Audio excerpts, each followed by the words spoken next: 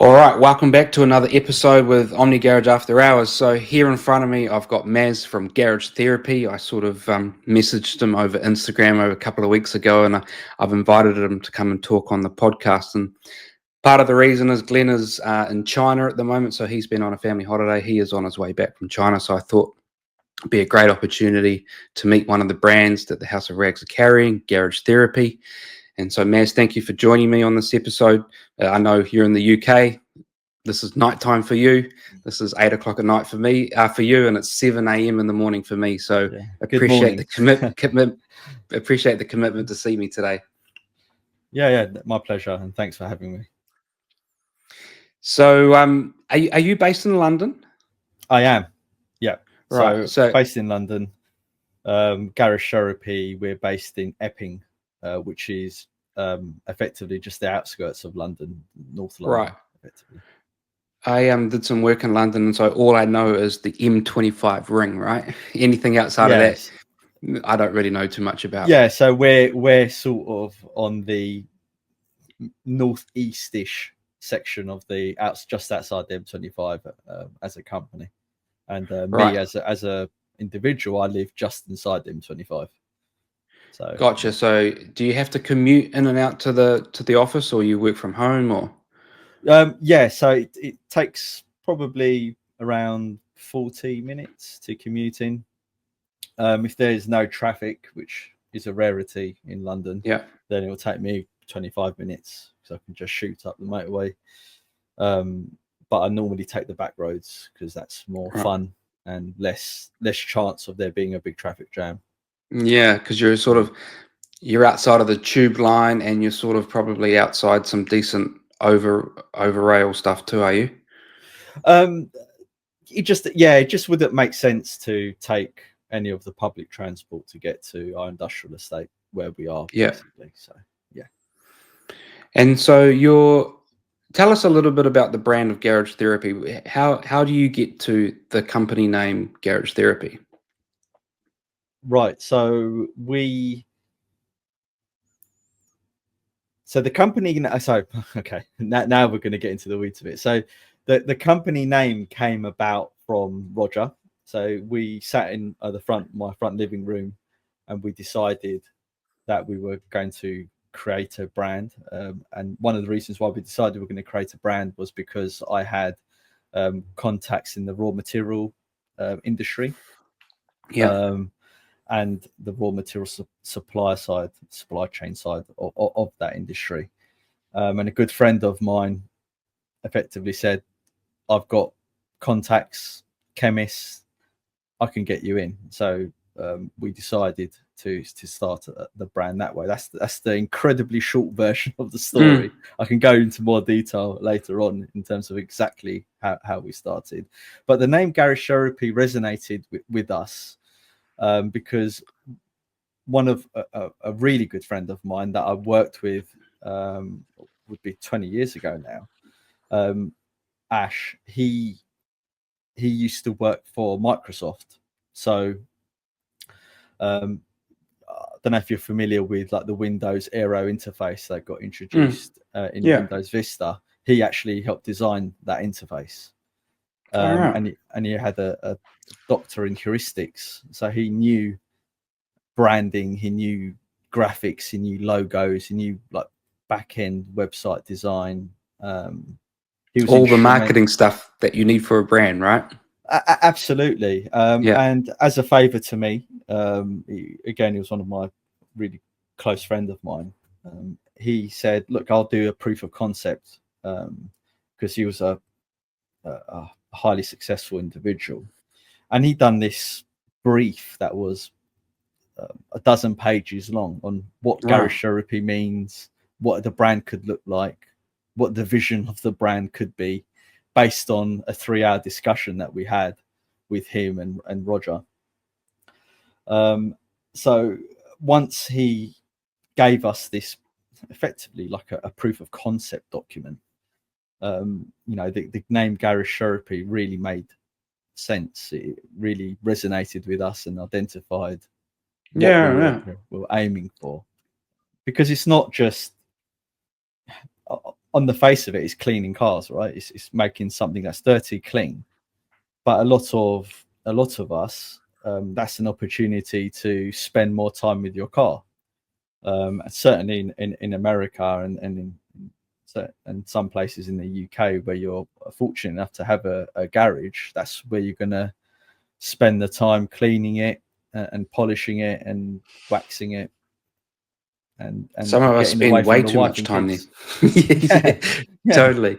And And so the name Garage Therapy, is it just because garage, you're doing some therapy in the garage? Is that how you get to that name? well, it's quite a therapeutic task cleaning your car, Yeah, especially if you like your vehicle. If you don't like it, yeah, then it's a chore. But if you really are into the automotive, motorsport and things like that, it's an opportunity to spend more time with the vehicle. And when you're totally. cleaning it, there was what I believe now is a little bit cheesy, I guess, but it was almost like you're cleansing the car's soul when you're cleaning it. You're washing it away of its sins and and all of the the hard miles it's done getting it ready again for the next drive and the next adventure.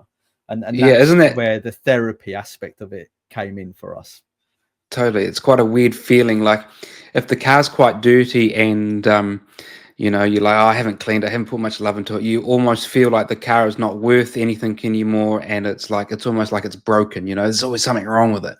But you give that car a good clean, and you're like, yeah, I like this car. Nothing wrong with it. It's perfect again. Yeah, and there's a satisfaction that only, I guess, car nuts or detailing minded people would appreciate is, if you know that you've cleaned all of the door shuts and the hinges and they're all immaculately clean, because that bit has been cleaned, and every other aspect of the car, you feel better about the car and you feel better about Absolutely. yourself because it's Yeah. perfect. Yeah. So yeah. And almost it's like a what am I trying to say? It's like an excuse, if you've got a dirty car. It's like, I don't mind if the car gets dirty because that means I get to clean it next week, and I don't mind if it gets dirty again because I get to play with all the chemicals and go again. So a dirty car is an excuse to have more therapy in the garage, right? Yeah, and it gives you instant gratification, which is a type of therapy for people. Yeah. I was before, well, I say before, during and before garage therapy. My expertise is in computer science, Mm. and I spent 20 years in IT, in various different fields, and I loved helping people. I loved solving problems, whether Yeah. it's infrastructure or software or AI or you name it. I've done it in the past, but there's always that gratification that you've either created something or you fixed something. And I liken detailing to that. You're always maintaining or fixing something, getting something from Mm. dirty to clean. And that is a form of therapy. That Yeah. keeps people's minds Totally. Yeah. refreshed. It can almost be like a step back from your daily working week. I definitely noticed that, if I want some downtime, it's like I pull the car out and I clean it. I don't put the camera on. I don't do anything. It's just me cleaning a car. And that's my sort of, week's worth of release from all the stress that's happened. Yes, I mean, I was just speaking to obviously Roger, my business partner and co-owner of Garage Therapy, Yeah. last week, and I was saying, oh, I don't know if I've got the energy to do another round of testing. We work with our chemists, and we get samples and new strains and variants that we need to test and benchmark, and you're either doing it on test panels and various different substrates we have, and lots of different vehicles that we have out in the field, for environmental testing. And just going through the process, through the methodology of testing is hard graft, especially if you do it properly and you collect the data. Mm. And I was saying to him the other day, if you said to me this week, this is what I'm going to be doing, I won't look forward to it because it's very No. repetitive. Yeah. If on the weekend I'm getting ready to go to a show and I've got Yeah. to get the car clean, that's a totally different experience. I look forward to it. I love spending 2-3 hours cleaning the car. I wash the car almost in slow motion because I enjoy. Yeah, I need I to enjoy preserve doing this for a little bit before I get back to Yeah, having to do this for a work type purpose, right? exactly. Yeah, yeah. Yeah. So you sort of touched just earlier on about your IT based background. So you've done IT for a long period of time. That was your main job for the most of your career, doing IT. Yes. So yeah, when I came out of university, my first interview I had was with an IT company. I got the job, luckily, so I didn't have to wait Yep. too long. And I was in IT ever since then. However, in 2006, I met, actually a year before 2005, I met Roger through a local car club because I just bought my first decent car, basically. Yep. What was the And car? it was a Seat Leon Mark One. Now, Hmm. um, Seats aren't that big outside of Europe, Yep. but what they're effectively a VW or an Audi in drag. So the Seat Leon Mark One was big in Europe because at the time they were doing really well in the British Touring Car Championship Yeah. and in the WTCC um, Championship. So it was like, it wasn't mainstream, but it was the hot hatch at the time. Yeah. And I had one, and I saw this black similar car to mine driving around my area, and I was like, oh, who's that? And we just sort of ran into each other online randomly Yeah. on. Okay. Yeah. And I just said to him, are you this person I've been seeing in this area? And he was like, yeah. And he goes, oh, I live a couple of miles away from you. I'll pop over on the weekend. And that the rest was history. You know, we became Yeah. real good friends, and we were modifying the cars together, and then modifying the cars together. He was an engineer, so I needed his help on some of the Mm. mechanical side of modifying. And that extended into cleaning cars, and I had this harebrained idea that I want to learn to machine polish because I couldn't afford at the time to get it done by a Yeah. professional detailer. And being, I guess, a geek, I just dived straight into detailing. And I sent 3 what I would describe as essays to Mike Phillips in the States. Mm. So I found his email address. I don't know if he was at Maguire's at the time or not, or whether he just left Maguire's. Can't remember. But I sent him 3 long emails, and he responded back to them. And funnily Yeah. enough, I saw Mike Phillips a couple of years ago, and I said to him, do you remember this guy who emailed you? And he didn't remember, but Yeah. but he goes, did I respond? I said, yeah. And he goes, he seems shocked that he There responded. you go. I must be But feeling good that yeah, day. yeah. Yeah. But I credit him for really changing my Yeah. perception of what detailing is and what it should be. And that effectively got me to the rabbit hole, and being quite technically minded. I did a lot of reading, I did a lot of practicing. I started looking at, um, you know, painting cars, and I really went down the rabbit hole, and I got quite good at it, as did Roger, and we turned that into a business. So, Yeah. not 9 to 5, we were going into London, into the city, doing our IT jobs, and Roger's a Hmm. structural engineer. And in the evenings and on weekends, we'll be detailing people's cars. And at the time, word got round on the forums.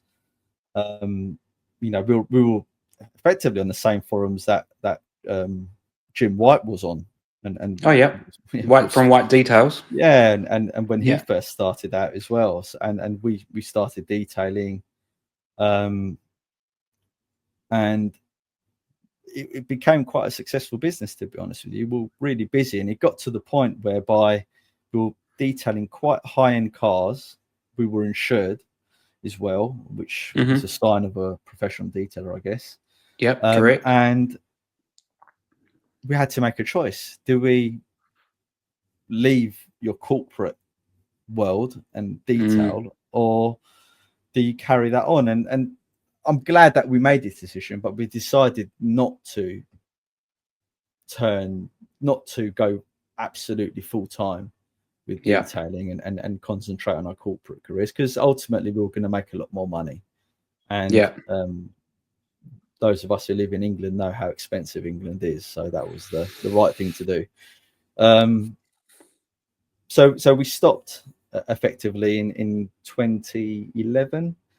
So we've done it for a good 5 years. Well, 2006, good 5 years. And we gave it up, and my career at that point, I started doing quite well, and as did Roger. And in 2018, Roger came to me and he said, "Oh, do you want to start detailing again?" Because he just bought a new house, he just bought a new car. Yeah. And he goes, "Do you want to start detailing again? I need to earn some extra money." And I said, "No chance." I said, "You won't catch me dead detailing anyone else's car apart from my own." At the time, I was working for a large corporate. I had a £65 million P&L to look after. I had 200 staff. I was jetting off around the world doing various different things. I said to him, "I don't get time to see my family, let alone polish someone's car, clean sick out of someone's car." But I said, "I know this guy. He's a very good friend of mine. We can start a company." And that's how Garage Therapy started. Right. And we started Garage Therapy effectively as a proof of concept that turned into a full-blown business. And the rest is history from that perspective. And so it's kind of almost like it's a compromise from you and a compromise from Roger, because he wanted to clean cars, you didn't really want to, and so you ended up somewhere in the middle by making chemicals and shipping that instead. Yeah. So we as part of like the concept of Garage Therapy, and like I said, we had Ash who gave us that sort of initial consultation in terms of what should the logo look like, what are we about, what is our ethos. We sat down and we mapped out a 5-year plan of what we wanted Garage Therapy to be.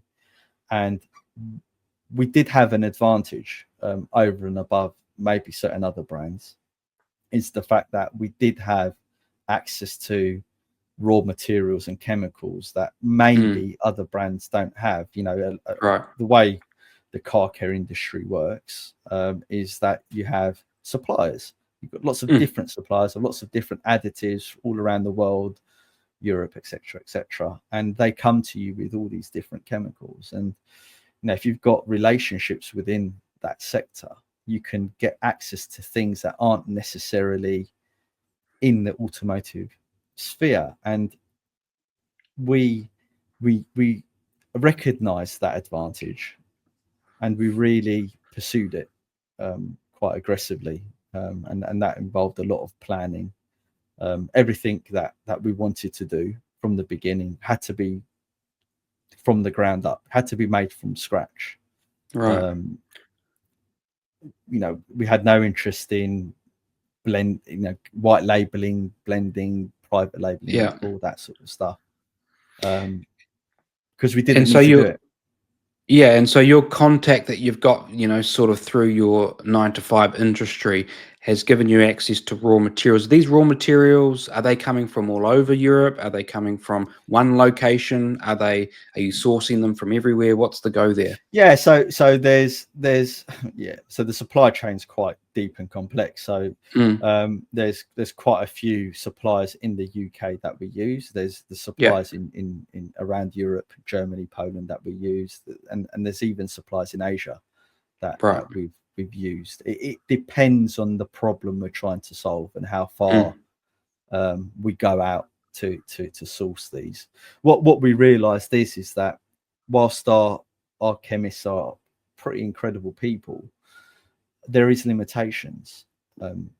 Now, and the way I liken chemists is, it's the same in IT and software development. You're going to have experts that are really great at JavaScript, or financial experts that know certain sectors and markets really well, but they don't know everything.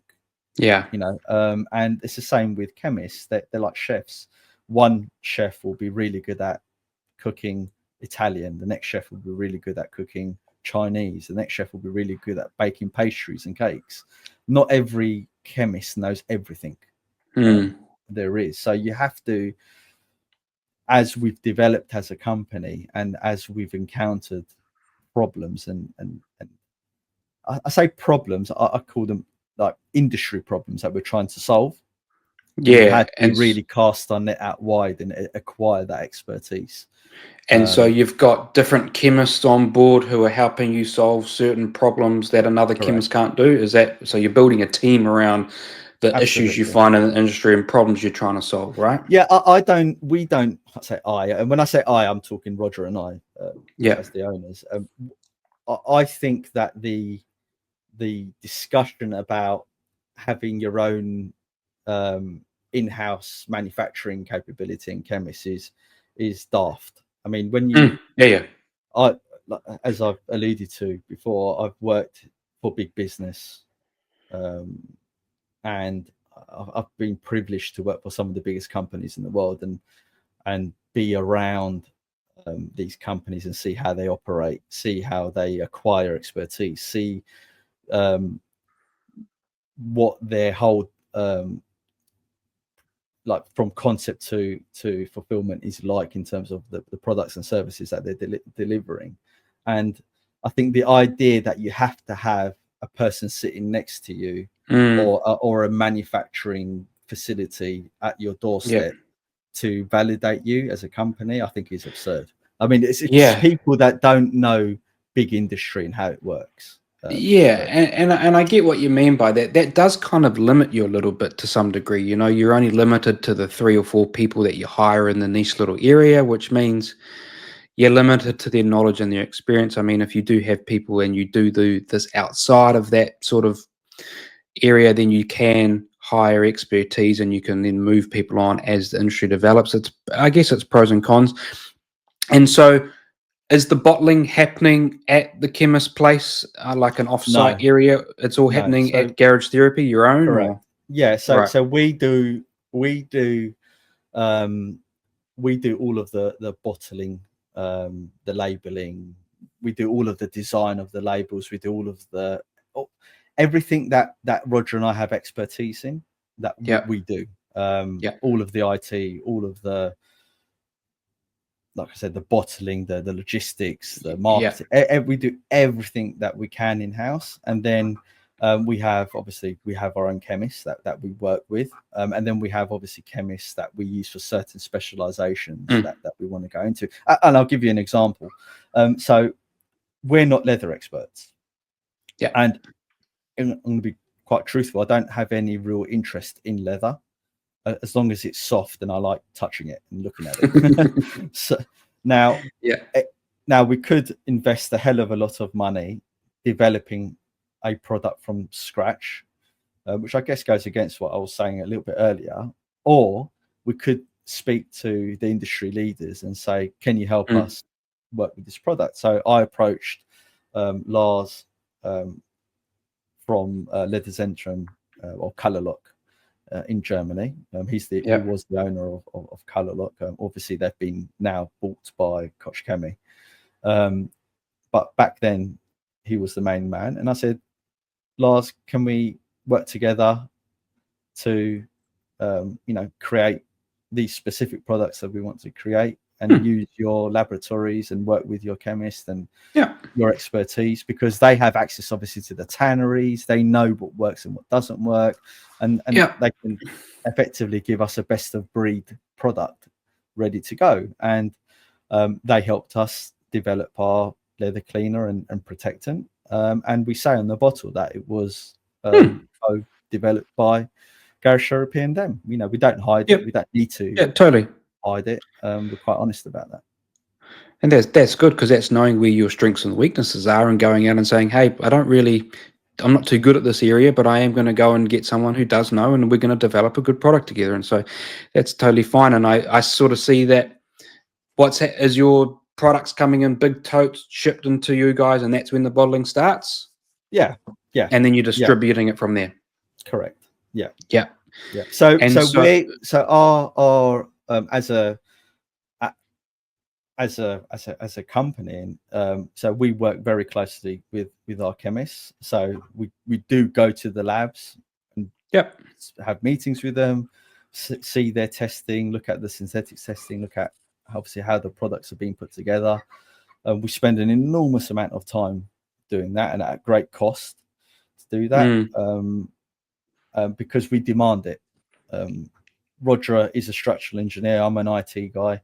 And we push the chemists hard on solving various problems. And we're getting to the point now where I'm thinking, okay, do I need to start doing like a material science degree and a chemist degree to start really understanding things a lot better? Because I've learned quite a lot in that field in the last 5-6 years.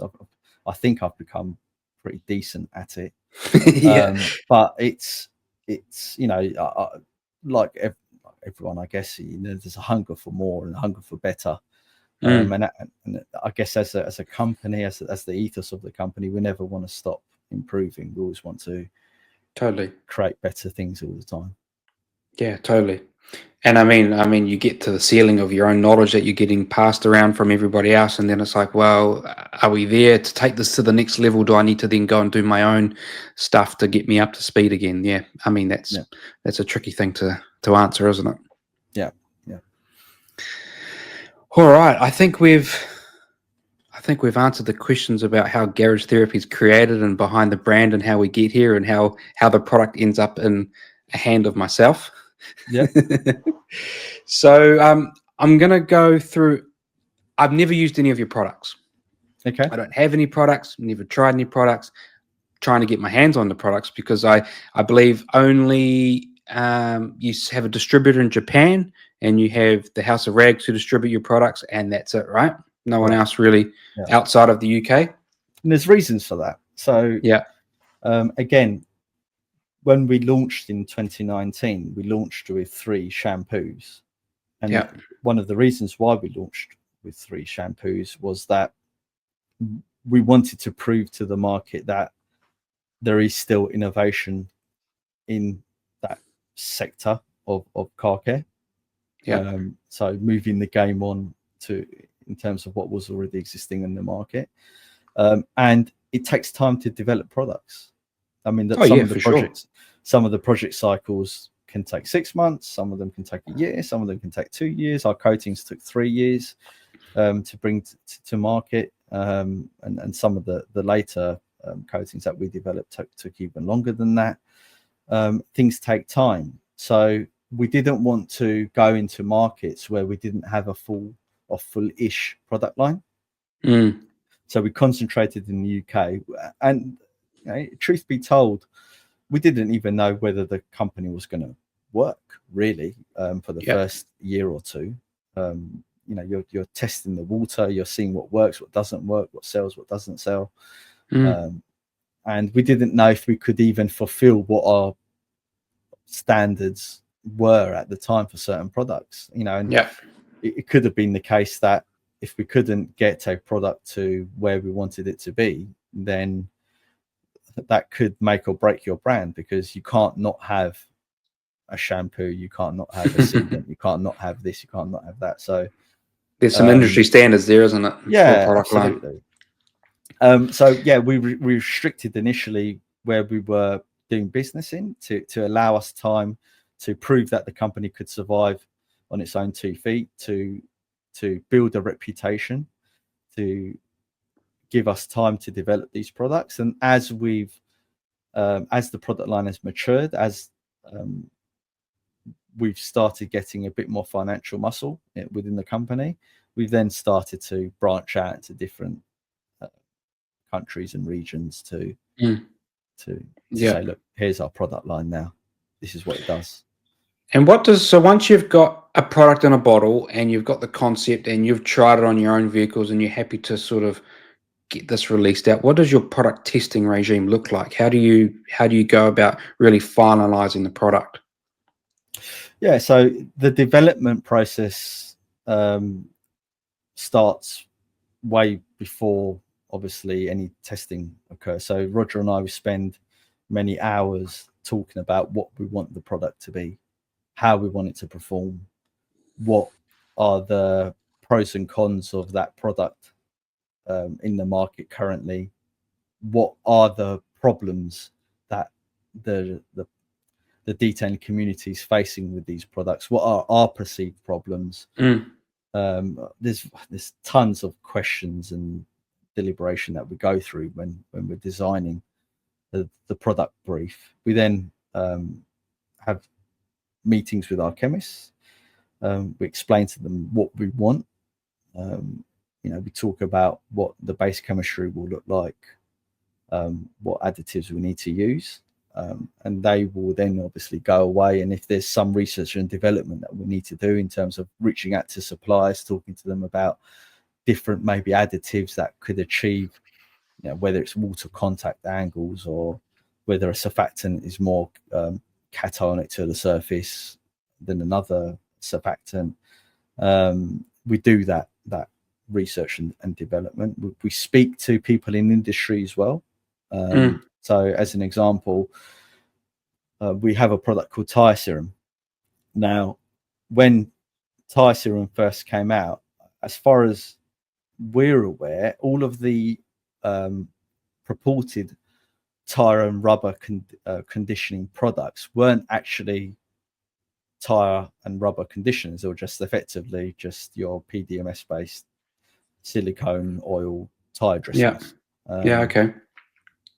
And Roger, where he works as a structural engineer, and he works in, I guess, in the construction industry, he was aware that certain and he says his story a lot better than me, but when certain buildings are being constructed, they use certain rubbers in the construction of these buildings, and in the sewage industry, they use certain gaskets and rubbers, and they have to, once you put these big bits of rubber within these large complex buildings and structures and infrastructure, you can't just rip them out. It's, it costs millions of pounds to do something like that, or it's not possible. So they have to feed those rubbers and keep them clean and keep them supple, right? Okay, because they dry out and crack, as do tires, right?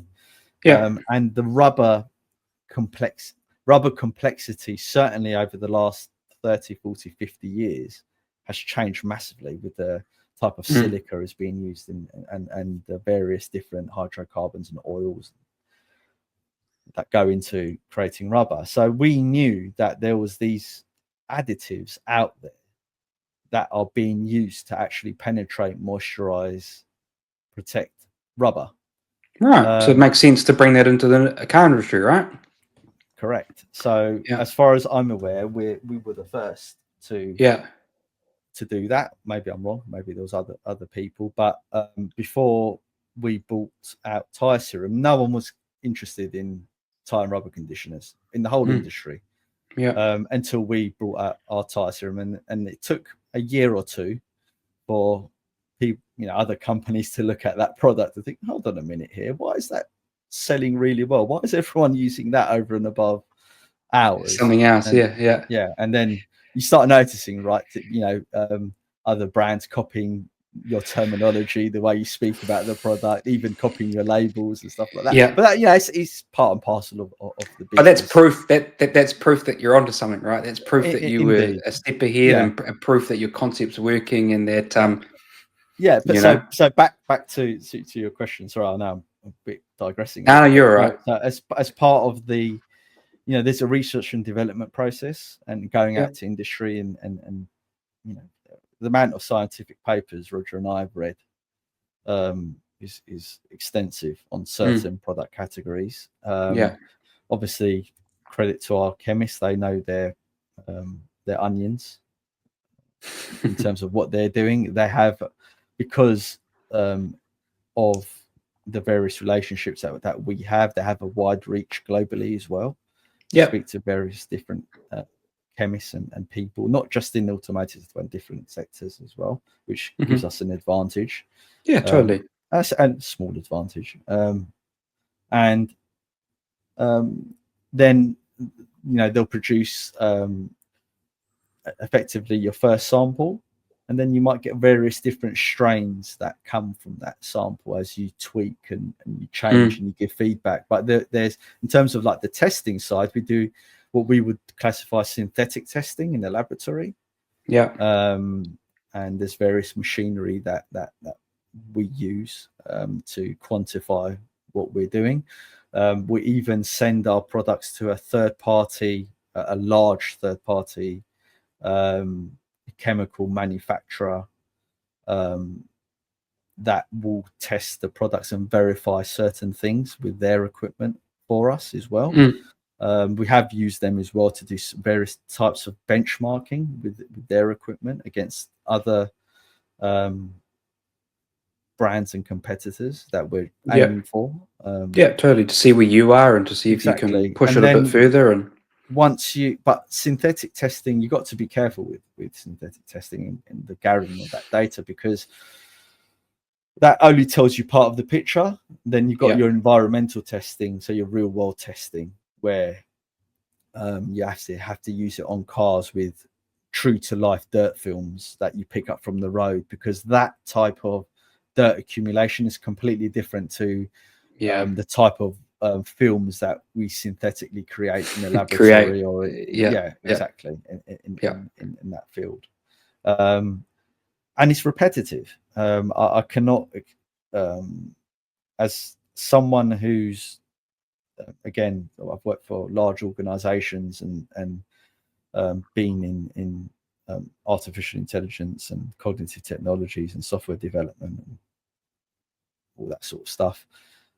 When you're going through QA, or when you're doing UAT testing, user acceptance testing, or when you're just doing testing internally just to see if what you say it does, that is can be very, very repetitive.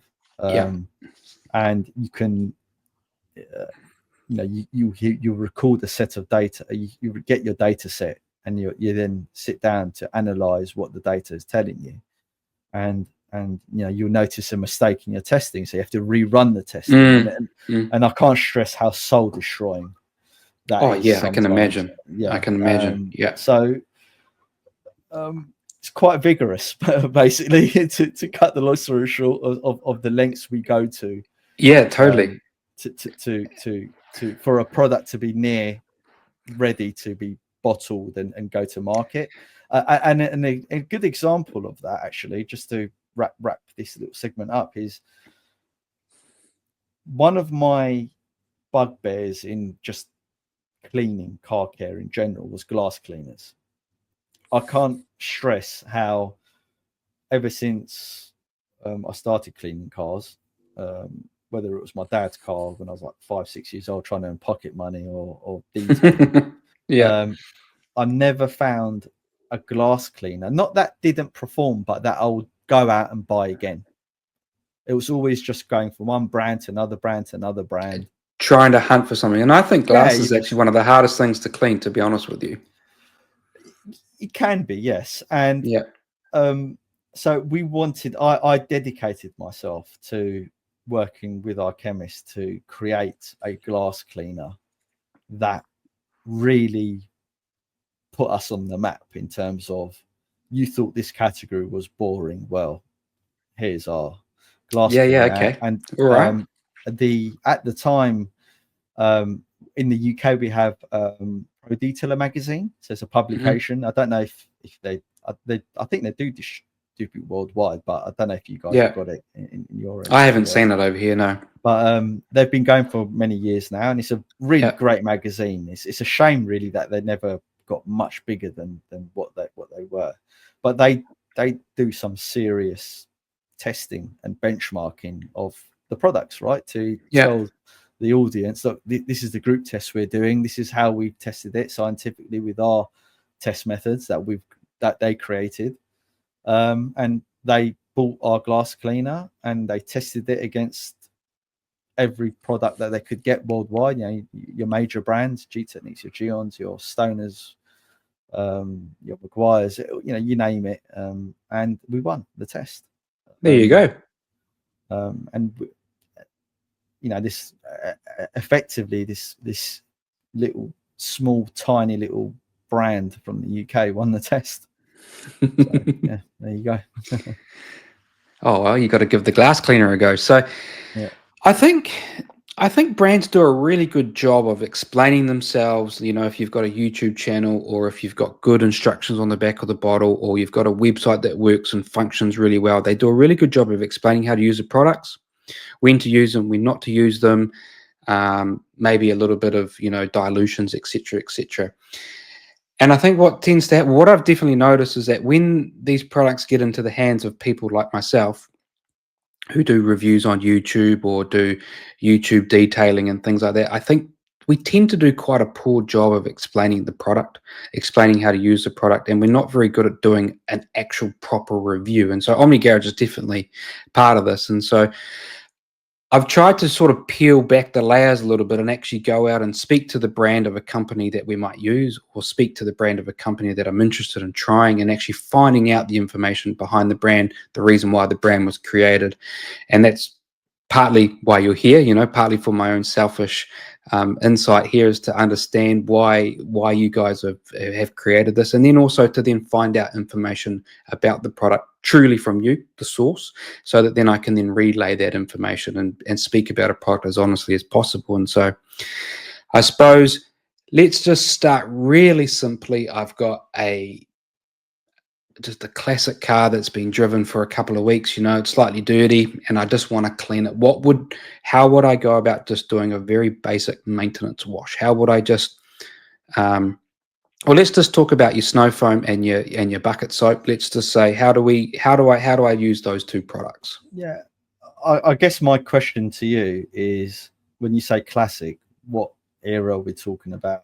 Is No, it just a normal everyday driven car. Just a fine? normal So vehicle. a Yeah. modernish car, Let right? let's say Okay. it's got a ceramic coating on it, and Yeah. Yeah. So yeah, you have to make a visual assessment of what you're dealing with, in terms of, right, if no one car is the same, because my journey to work is going to be completely different to your journey yeah, to work. I cover about 40 miles a day. You may cover 60 miles a day. Your journey will be maybe motorways. My journey will be A and B roads, country lanes in yeah, the UK. Your environmental standards, vehicle emission standards, um, will be different to the UK's yep, standards, and I know that obviously various countries are signed up to various different global schemes, regulations that they sign up to. But what I'm getting at is that you do get variation between dirt films that may happen in the UK, as opposed to, and dirt films that will happen, let's say, in Europe or in Asia or in America. The and to quantify that, salt, as when in the UK, when they used to salt the roads 20, 30, 40 years ago, the salt composition was quite basic. Now they're adding a lot more different stuffs into the salt yeah, mix effectively. So you're not just getting your sodium chloride, your magnesium chloride stuff, you're just getting other stuff that they're adding into it. So the dirt films, what I'm getting to is that the dirt films and the types of dirt accumulation can vary from country to country, region to region. This is not me saying my dirt is different to your dirt, right? But it's yeah, as a detailer, you've got to understand your environment. And I'm going to yeah, digress a little bit again. So sorry for not answering your question directly straight away. So I know that in the Scandinavian countries, they have a big problem with bitumen tar on the roads. That's So like the us, to way be honest. Here, there you go. So the way yeah, that they would approach cleaning a car will be quite a bit different to the way people in Britain and England will approach cleaning a car, mm, to a certain respect, because they've got to deal with that tar problem that they've got. So Yeah. how do you use our two products? You mentioned snow foam, you've got citrus as well. Our instructions are quite comprehensive. Roger and I, we write Yeah. all these instructions ourselves. We take I've got the website right here, so I can so see that it's very, you know. we take a lot of pride in the label, in terms of, so we give a quite a detailed description of what the product is, and even within that description we give clues as to how you can potentially use the product as well, rather than spelling it out necessarily in a 1, 2, 3, 4 step fashion in the directions. So one of I always say you start with the least aggressive dilution ratio first for the snow foam. You decide whether you want to use it as a snow foam or in a pump trigger sprayer, because you can use our snow foam both in both formats. We do add the panel impact ratio stuff on the snow foam bottle and the citrus bottle, but we also give the ratios as well, because let's be honest, I mean, yeah, fine, I've figured out what my panel impact ratio is for my snow foam cannon, but I just follow a ratio because I know how the product performs, and I know what I'm to going to get expect close from enough. it. The impact ratio is a bit of a, you've got to sit down and fill your foam cannon up and then empty it and then work out a calculation, and most people probably aren't going to go that far anyway. Indeed, and it might not be in your hierarchy of importance in terms of you just cleaning. Just give me a dilution and get me close enough, Exactly, yeah. So we always say, look, in any detailing, you always start with the least aggressive method first, and you work up. And you're going to learn quite quickly. Is the maintenance dilution ratio for our snow foam doing the business? Does it cleaning off the dirt film that you expect it to clean off? We've got quite a powerful snow foam, so generally the dilution, the maintenance dilution ratio is quite adequate for most cases. But we also then give a medium dirt film, a heavy duty dirt film that you want to remove, or an extreme dirt film, and you climb up in the ratios.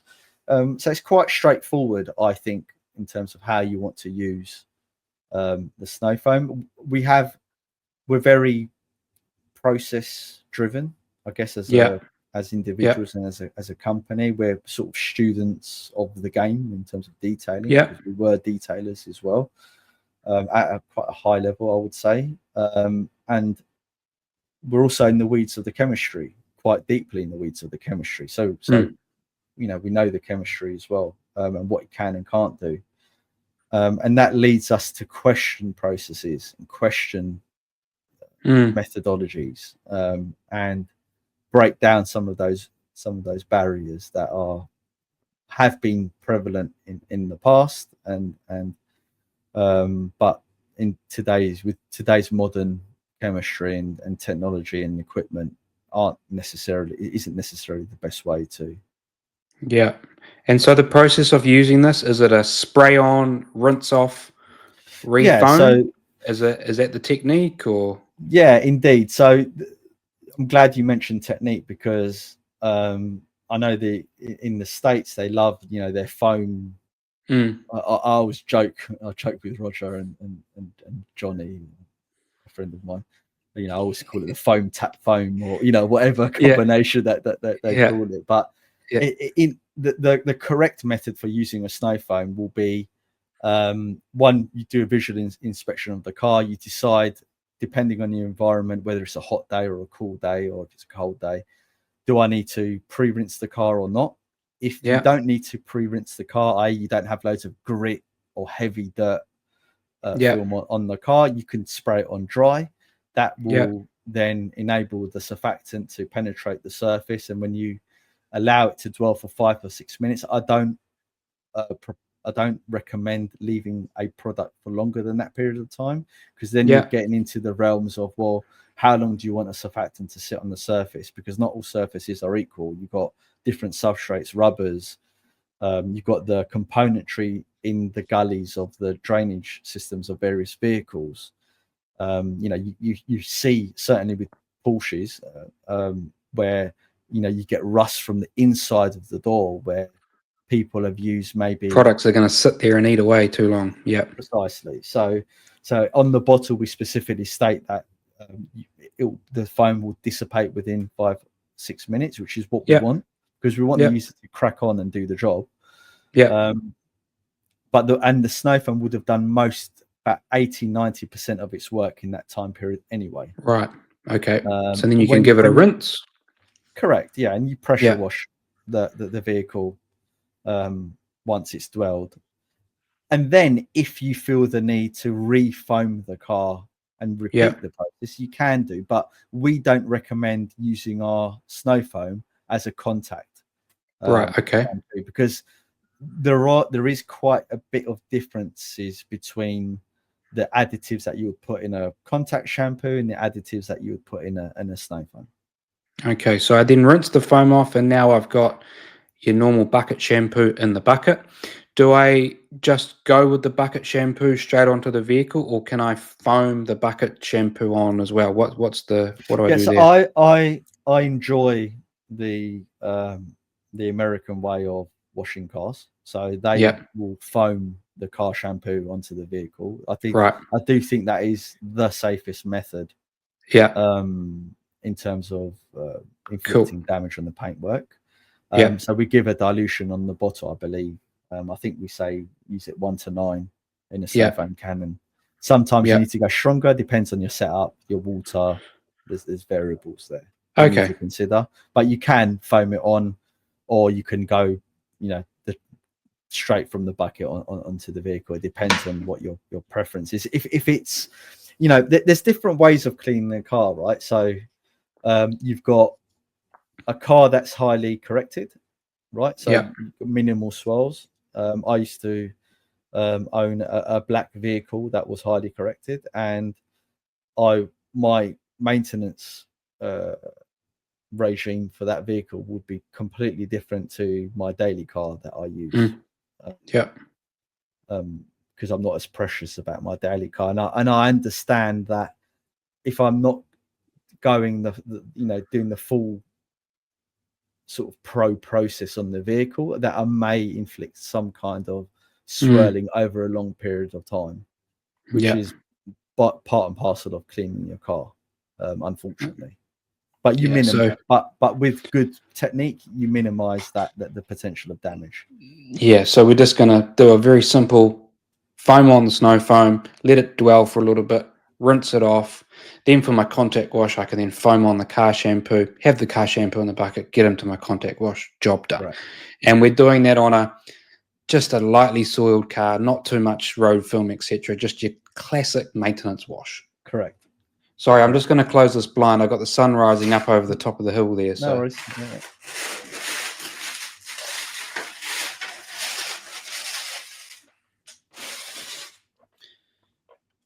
Okay. So now let's say I've got a vehicle that has got the month's worth of traffic film on it. It's the car that's daily driven. We've gone through, a rainy period, and we've got the road film stuck right on. And then over the top of that, we've got a little bit of mud and stuff like that. So a car that hasn't been washed for a month, I sort of want to step up the aggressiveness a little bit here. And so, I see you've got some products like citrus, and I see you've got some products like a decon soap, and I see you've also got your demineralization or your acidic shampoo. So how do I use those type of things in combo? And maybe we can also lead into maybe more of a decon wash as well, if I was going to do a full preparation for polish coating. Yeah. So I'll start off with I guess the simplest method first. So the reason why we have lots of different detergents in our range is to encompass the different types of dirt removal that you can do. So and for lack of a better phrase, you got your decon shampoo is your heavy duty emulsifier, degreaser, your powerful traditional surfactant heavy, either pre-wash or contact shampoo. You've got your citrus, which you're then getting solvency power from it. So because of the limonene is a natural solvent. It tends to type of melt dirt away. The way it interacts with dirt is different to a traditional surfactant heavy cleaner. And then you have our snow foam, which utilizes a high volume of sugar-based surfactants. And the great things about sugar-based surfactants is that they attack dirt better, i.e. the static cling between the bonds between the dirt particles forming together. So like dusty, muddy environments, it does really well in that thing. Now, if we're going to go a little bit into the weeds of the chemistry, our snow foam does contain a little bit of the limonene in there, so you're sort of getting a tiny bit of solvency power as well in there. Our citrus also contains a little bit of the sugar-based surfactant. You've got a bit of a crossover at the lower end of each. A crossover, correct. Now, for a heavier dirt film, what I would say is you depending on your climate, so you're in winter now, so you've got a colder climate, that's where your citrus products do really well, because the surfactant and the limonene is less temperamental to climate. And we could talk about atmospheric pressure as well, but that's really going into the weeds, because depending on how or how high you are from the sea level, we're basically at sea level. Can impact product performance, but that is really going into like it's not necessary for this conversation.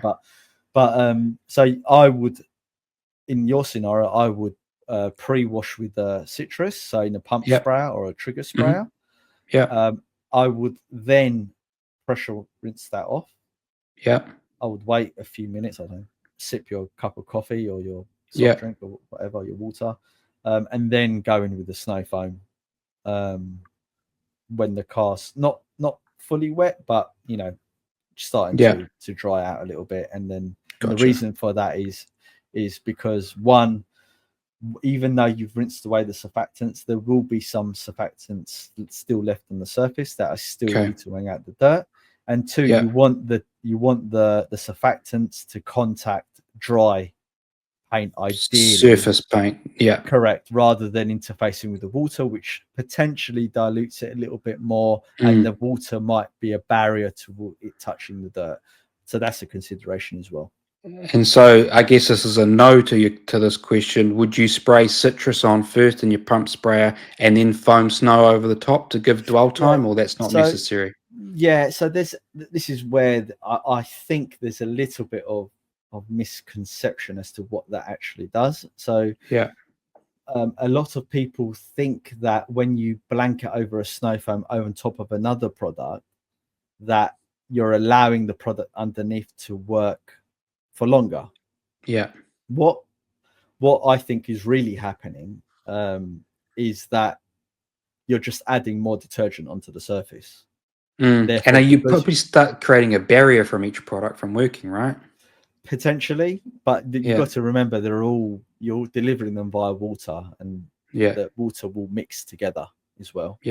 Potentially there's maybe a little bit of a barrier, but I think it all mixes into one slurry. And then what you're effectively doing is you're just doubling the amount of detergent hitting the surface, as opposed to one is dwelling longer than the other, therefore it's working better. So that's the scientific point of view as to. Fair enough. And so is citrus safe? Is citrus safe for me to use every week? Yes, absolutely. Yeah. And it's not going to degrade coating or anything like that? No, ceramic coatings, no way. Generally, ceramic coatings have got quite a high pH tolerance. It depends whether they're, I guess, organic and inorganic coatings, the quality of the resins and the siloxanes and whatever they're using, the additives. You do get different grades. You do get different quality of coatings as well. Some will degrade more than others with frequent chemical attack. Unfortunately, it's a fact of life. Not all coatings are equal. So, but generally, no. Citrus. What about waxes? What about waxes and Wax is your where, spray sealants and stuff like yeah, that? so that's where you will get more degradation. So if you go on with a heavy concentration of citrus, then Yeah. yes, it will start to chip away. Certainly for waxes, maybe less so on seedants, because the chemistry now for seedants has got quite good. Quite Some good. of, Yeah. yeah. They're quite resistant to But chemical, aren't they? people shouldn't be too worried necessarily about them degrading. That's what they're there Perfect. for, right? So Yeah. I just want to circle back to what you said about layering. Is there an advantage of layering a snow foam over the top of citrus? What I would say is the great thing about layering is it gives you increased dwell time. And if you're a bit slow about getting around the car, you're doing other jobs as part of that process, then that is a good process to use. Yeah. So if you're in a detail shop environment, you may want to pre-treat the car, snow foam it, and then start working on the wheels. Yeah. Therefore, Okay. having a short dwell time is not beneficial to your time in the process at that point. And what about in heat? Like, because I know for us, what happens is we got the camera out, we're talking, we're filming, and so more time is better. So we would probably want to have a longer dwell time. And then what about in the heat? Is that going to help a little bit instead of that product drying up really quickly? It will do, yes, because once you've dispensed, once it's in foam form, it takes longer for it to dry out. Effectively, doesn't it? So yes, certainly during the hot climates, foaming is quite beneficial, because if you're using a pump sprayer, and it will dry very quickly in liquid form as opposed to foam. So yes, to answer your question, it's beneficial.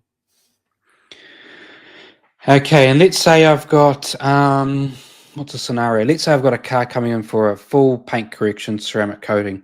How would I use your decon shampoo and your demineralization shampoo? Are they both of those? I don't see the demineralization shampoo on the immediate website of yours, but I do know you do have it in some of the other sections. That's a weakness of the company. So I maybe because I was in IT for so long, I'm not that interested in creating websites, and we should invest a hell of a lot more into our website. That's for sure. So the way I would answer that is, for us, decon is king. That's our internal saying. That's when we train detailers to be detailers and use our products. That decon is our process accelerator. Okay. So decon, aside from it being a contact shampoo, can be used like a snow foam, or can be used almost like an all-purpose cleaner. So you would have, as a detailer, you would have maybe your 1 to 10 mix. You'd have maybe a 1 to 20 or 1 to 30 mix, and your 1 to 50 mix. So you have 3 different dilutions. Your 1 to 10 is effectively your alloy wheel cleaner and your tire cleaner. I was going to ask, because you don't. Oh, you do have a wheel shampoo, but I was going to ask about that. Okay, carry on. Your 1 to 20 or your snow foam mix would obviously be a different dilution for that. So 1 to 20 is effectively a 4% PR. So you wouldn't use decon in that concentration, but you'd use decon in like a 1 to 9 or 1 to 8 mix, or 1 to 10, whatever you want. And then you would also use decon in your bucket for the contact shampoo phase. Right, so multi-purpose there. So you could foam on, let it dwell, rinse it off, go straight into your bucket wash, or would you refoam again? It depends on the detailer. Just depends on the vehicle. It depends on how clean you want the paint to be.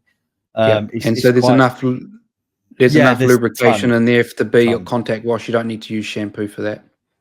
I personally wouldn't. Again, it's because it's a powerful chemical. You have to, as a detailer, you have to be cognizant of the surfaces you're working on.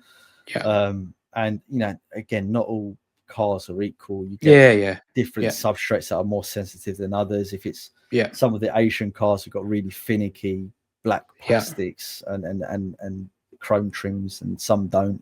Some are better quality, so they can resist and stuff like that. But decon is the process accelerator. So as a detailer, you would not use any other detergent. You we wouldn't encourage you to deviate from using decon. So you would use decon from start to finish. Snow foam, tires, wheel, contact, Everything. done. Everything is done. Perfect. Now, where DMS fits into that process is. Oh, hang on. Before we go there, the decon shampoo, that's going to take an old wax off. It's going to take an old ceramic coat, ceramic coating on its last legs off. How strong is it? Yeah, it will do. Yeah, it's really going to prepare that surface for your polishing stages. It's hard to definitively say for coatings. So with coatings, when they're near the end of their life, sometimes the surface will be hydrophilic, but the coating is still there. Yeah. Even if so it may not physically strip the coating off, but it will certainly probably kill off the last remaining hydrophobics that it has. Yeah. And I'm talking this.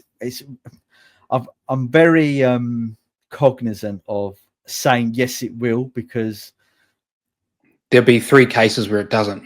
Yeah, exactly. Yeah. And I don't want to mislead people into thinking that decon just going to strip coatings off, because 9 times out of 10 it won't. But certainly coatings that are nearing end of life, it probably will. Waxes, it will massively degrade them if they're old, like mid or to the end of their cycle. It will strip them off. Perfect. All right, continue on. And so you're then once you've contact washed your vehicle, you're then doing your I've recently changed the process. So before, I would do a fallout remover first. Okay. So we got iron oxide, and then go on to do any detarring of the vehicle. Yeah. I've changed that around now. I do the tar first, because what I then use is I get a microfiber that I'm going to dispense with.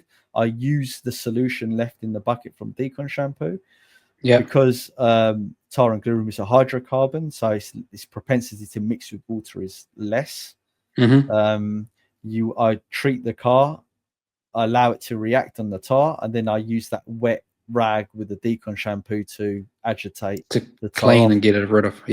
That is, for me at the moment, the best method to remove tar, and the safest and the quickest method to remove tar during that, doing it that way, rather than drying the car completely, spraying on the tar and glue, getting a towel and then wiping it, and then having to rinse it, clean it again, etc.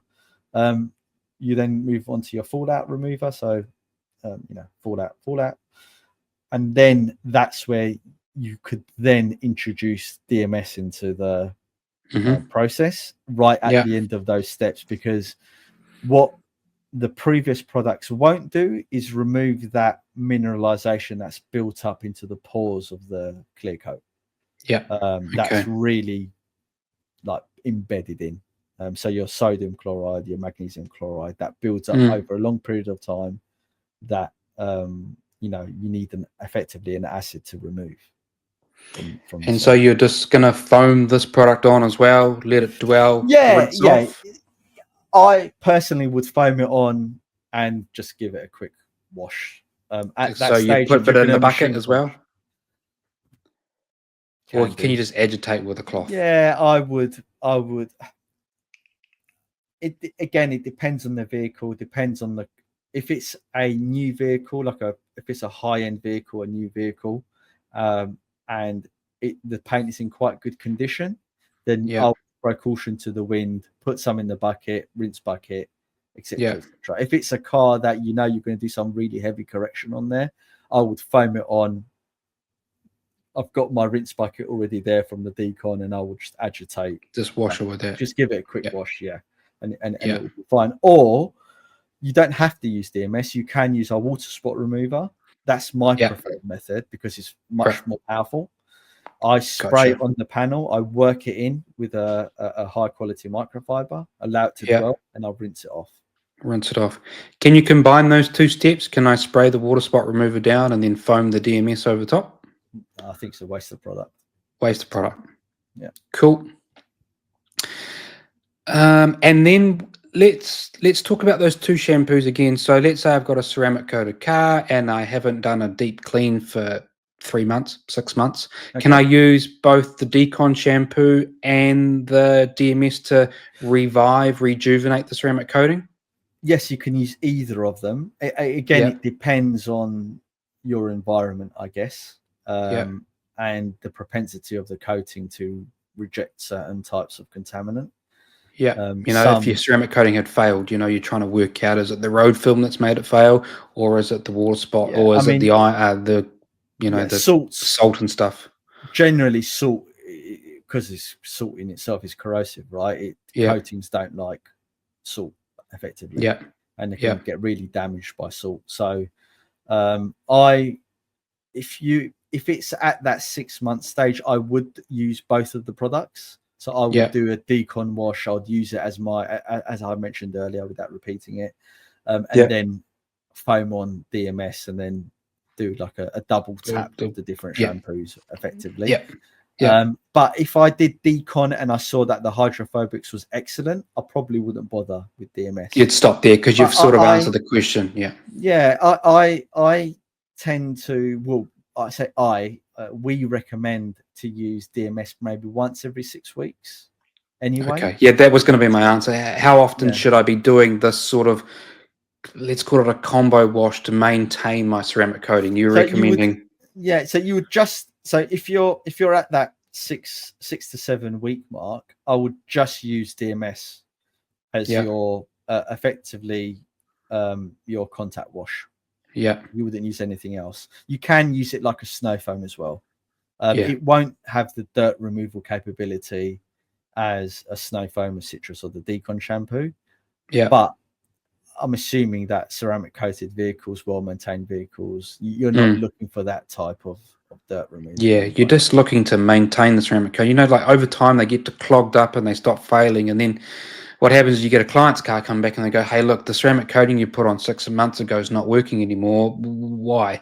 And so you want to go into this Decon. Well, it's really a heavy cleaning of the ceramic coating, and you're trying to work out, is it because it's full of traffic film and all clogged up, or is it because we've got a lot of minerals on the surface? And so that's why you're working through those things. And so, I mean, if you say, I'm thinking sort of around every 2 months, you'd recommend maybe doing this type of wash. Would that be right? So safe to say? The biggest factor to last stage protection degradation coatings is the environmental fallout that you get from the trees, from the road, salt on the roads, etc. So you want to maintain the performance, to maintain the quality of your paint and the performance of your protective products. You should have quite a robust cleaning regime. And you should know when you're in maintenance mode and when you're not in maintenance mode. That's really key. And I don't think that's, to be honest, that's talked about enough on detailing podcasts, because the way you maintain a vehicle is completely different to the way that you're treating the coating, and completely different to the way when you're reaching that 6 months mark, what you're then doing. Here's a conversation I had. I was speaking to a fantastic guy, knows his onions, but he said to me, well, I'm going to use these products on the vehicle and I may clay the vehicle. And I did question, I said, why are you going to clay the vehicle? Because once you've applied your coating, the last thing you want to do is rub on the coating, period. Yeah. Detailing is about, and credit to Mike Phillips, detailing is about minimizing the potential of damage every time you touch your car or work on your car. And the whole idea of applying a coating is to maintain the finish of the car, to not inflict swells, to negate the need to machine polish the car. Therefore, at the 6 month mark or the year mark, if you're thinking about claying the vehicle, I think, to be honest, you've missed the point of the coating to begin with. Yes, contaminants will build up on the surface. Yes, it may not feel as smooth. right? But that's the whole point, because you're It's a barrier delaying between the that paint. correct, Yeah. and and what you're doing is you're staving off that accumulation of dirt for longer periods of time, so that in the 2, 3, 4 year period, you then start thinking about mechanical decontamination. So when I buy a vehicle, and this should be for anyone, you should only really want to detail your vehicle in terms of claying, machine polishing, really at the 2, 3, 4 year mark. So once you've done it initially, the next time I want to be touching my car, ideally, is quite a few years down the line. If you're And that's not, when I'm going to redo the coating or repolish it. Yeah. correct. Yeah. And then there's the argument, well, what is the point of having coatings longer than 2, 3, 4 years? And that's a whole discussion. Whole nother story. Yeah, indeed. Yeah, because they don't look good. They don't look good that long. Well, yeah, it depends. Yeah. So with the what am I looking at here? With your iron oxide, I do know that you've talked about quite a lot of surfactants and stuff in that and on the website. Can I combine, like, is there enough lubrication surfactants to combine that with the clay towel or the clay mitt or the I can do those two? Yeah, probably. And we haven't done any benchmarking on this now for a number of years, so I'm going to caveat it, but it's probably one of the most surfactant heavy iron fallout removers on the market. The reason for that is we wanted to incorporate the cleaning ability of decon shampoo. So you're getting, not only are you tackling the effectively the inorganic fallout, i.e. the iron oxide that comes from your rotors, from your brake pads, etc., but you want to tackle the environmental fallout at the same time, so you're getting effectively a 360-degree clean.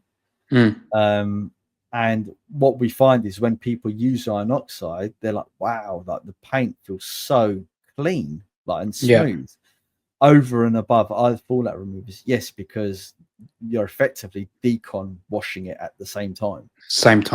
And what that also does as well is it makes it more water soluble. So once you introduce water into it, the surfactants get activated and then wash away the sodium thioglycolate acid. All right, and less residue built up from the fallout remover. So there's quite a lot of advantages from our specific product. Yeah, and then it also makes it an amazing alloy wheel cleaner as well. It's quite a powerful product. So and over and above traditional fallout removal. Yeah, and then you then combine that with your clay towel, and you're getting an even deeper clean, right? Yeah, we call it God mode. So it's like, so you know, it's you're really cleaning the paint heavily when you do that. And so there's two schools of thought, and I think Stoners came out and they made a video of an iron remover. They sprayed the iron remover down on this white panel. You might have seen the video go around, I'm not sure. And then they, you get that nice purple change. The sodium diglycolate basically changed purple, shows that we've got, I guess, iron on the surface, and then you rinse it away. And then they do that again and they re-spray the product and they say, well, hey, hang on a minute, we haven't removed the iron. And that's because maybe one school of thought thinks that you need to agitate, that you actually need to dislodge those iron particles from the clear coat with your clay towel. Do you recommend that we combine those two steps with the clay towel, or do you think that just spraying that product on, letting that reaction happen and rinse away is enough to remove the iron from the surface? Yeah, that's quite a tough one to answer without boring everyone to death. So there's multiple factors. One is what is the concentration of TGA within the blend. Two is the propensity of the dwell time. So certain, even if a product has a high TGA content, because of the other parts of the chemistry where the product may dry out quicker or it reacts very fast, but because it's reacted really fast, it runs out of puff sooner. You do notice that, don't you? Quick reaction, and then it stops all of a sudden. So this was one of the most frustrating things that I found when we were developing fallout remover. So a lot of people think that having a fast reacting fallout remover is the be all and end all to the product performance, and it's one part of it, but it's not the most important part. The most important part which answers your question, is how long the product can dwell on the surface and then eat away around the jagged edges of the iron oxide particle. Yeah. So a lot of iron oxide, so the rust is so small that it will melt away effectively. So there'll be hardly nothing of the actual iron particle there and it'll just dislodge and fall away. The bigger, heavier pieces that you're referring to, where they said it came off and then they resprayed it on and said, there's still more there. Yeah. The scientific side, the chemistry side of me is saying, well, how powerful is your iron fallout remover? It could be that your one is weak and there wasn't enough juice there for it to weigh long enough for those particles to be removed. Or there is some incredibly stubborn iron particles that are really embedded hard in there. Yeah. Now I'm going to be honest with you. The vehicles that I see with that type of embedded fallout are work related, like vans and trucks that near railways, near construction sites, where you're going to get that type of manufacturing, that those iron filings that are in the air. Most vehicles, I'm going to be honest, I'm really struggling to think here. The last you don't get a lot of cars with where I've seen an iron particle really lodged in to the paint. So I think there's two truths here. Yes, there's a benefit to claying and working in the iron remover. And there's also a benefit to not having to do that as well. So there is two truths to it. One thing I don't agree with is where you spray the iron fallout remover on the towel and then you start working it in. Because the volume per spray typically on a trigger head is anywhere from 0.7 mil to 1.3 for the really high end, 1.4 mil. And then if you've got like a Tolko big blaster, you're talking about 4 mil per spray, but let's not go there. But you're not getting enough volume of chemical on the surface for it to react long enough to dislodge the iron. So doing one spray of, let's say, 1.3 mil of product is not enough TGA to do what you think it's doing. So you're really relying on the mechanical action rather than the fallout remover to do the work. Which then begs the question: what is the point? You might as well just detergent and a clay lube and use your clay mitt, right? So I guess if you want to cover all grounds and you really want to make sure the iron's removed, you dose the panel down, you let it dwell, and then you clay over the top, rinse away, and then you're done. And I know that this is going to be controversial as well. There's a school of thought that you're going to rub that iron particle over the surface and cause those scratches. I will say, how many people have you known to ever report that online that's happened? Have you ever seen it? No. This is what now. Bearing in mind, we do a lot of synthetic. People don't even have the capability to show that. Right. So we do a lot microscope stuff. Indeed, we do a lot of, as I said, synthetics and microscope stuff and stuff like that, and environmental testing. I personally have never seen that happen. I'm not saying it can't happen; it hasn't happened. But I haven't seen that happen. Now, is there potential for it to happen? Yes. Is the likelihood that high that it will happen? Probably not. Therefore, on the balance of probability, and with our specific product, that's why we say spray it on the panel, let it do its thing, and then work it in. Because you're not really going to damage the surface. And if you're at the stage of your detailing process, you're going to be probably polishing the vehicle anyway. Indeed, exactly. And so then you sort of negates the risk that you're actually going to do here. So, perfect. I like the way that product's going to work, especially with that surfactant, and then combining. It's all about combining steps for me, because at the end of the day, when you're spending 20 hours on a detail, I just want to get through the cleaning process as quick as I can. Really, I want to get it as clean as I can, because I actually just want to pull the vehicle in and get polishing, because that's where the big improvement is for the customer, right? Yeah. So that's where the garage therapy philosophy and again, Roger being a structural engineer and me having a technical background, we're always looking at the process, the ethos of detailing, the methodology. And the reason why Decon exists is it is the process accelerator.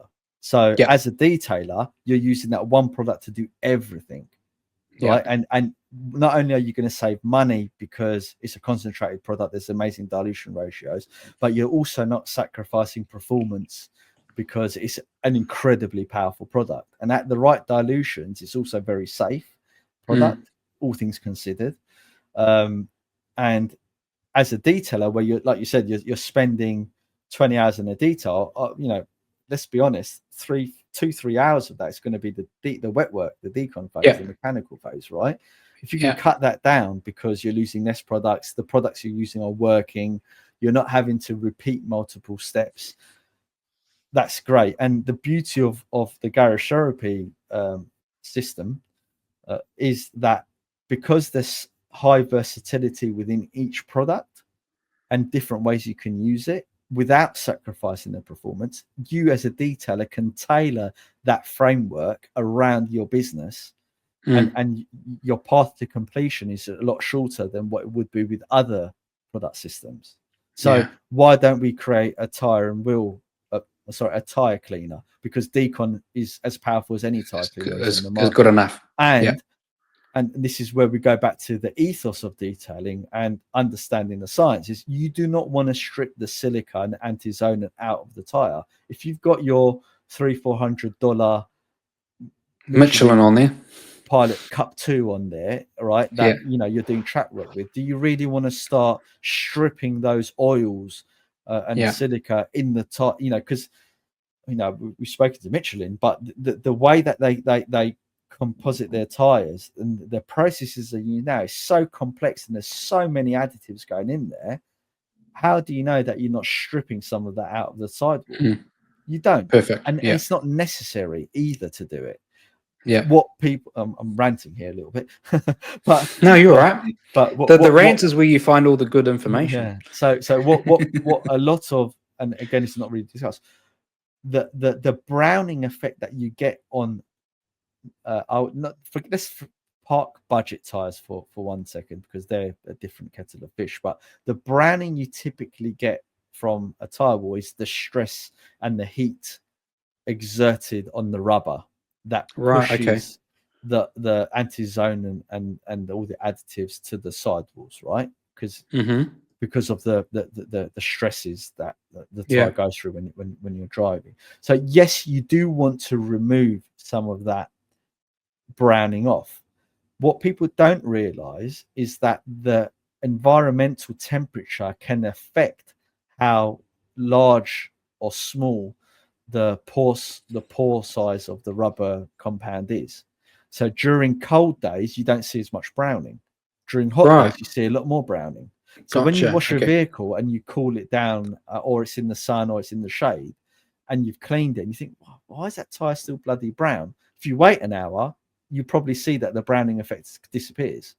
Right. Okay. So why are you trying to constantly strip off the goodness? Because you can keep going some days. You can keep going and going and going and going and going, and then it's like, well, the foam's not white. So what's going on? Is tire's still dirty? But there you go. You've answered that question. Yeah. Yeah. There you go. And then you get premature cracking. I mean, here's another story. I took my Porsche to the Nürburgring in Germany. Yeah. So I covered, at the time, it was 1,500 miles. I did 2 days of track work, about 10 laps in total. All the cars were covered in bugs and dirt and brake dust, etc. And I was observing all of the tires on the various track cars and high performance vehicles, and even modified cars, you name it. And the type of dirt accumulation you get from a tire that's been massively stressed and heated up is different to normal road driving. You get like this white, strange grayish film. When we applied tire serum, what tire serum did was stopped some of that moisture, I would call it, or oil coming out of the sidewall. So keeping it in there. Correct.